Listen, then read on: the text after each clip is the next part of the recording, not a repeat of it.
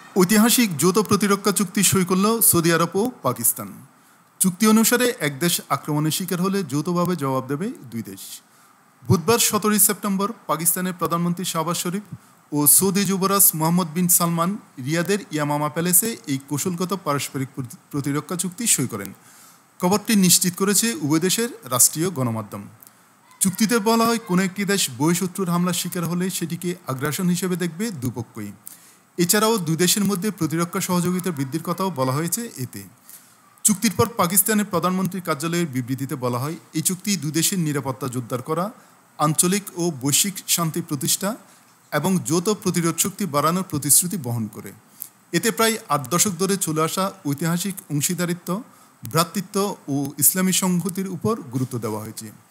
বিশ্লেষকরা ধারণা করছেন, পারমাণবিক শক্তিধর ইসলামাবাদের সাথে রিয়াদের এই সমঝোতা কয়েক দশকের পুরনো নিরাপত্তা অংশীদারিত্বকে উল্লেখযোগ্যভাবে শক্তিশালী করবে। এর আগে সৌদি আরব সফররত শাহবাজ শরীফ ইয়ামামা প্রাসাদে পৌঁছালে তাকে অভ্যর্থনা জানান সৌদি যুবরাজ। এই সময় পাকিস্তানের প্রধানমন্ত্রীকে গার্ড অফ অনার দেওয়া হয়।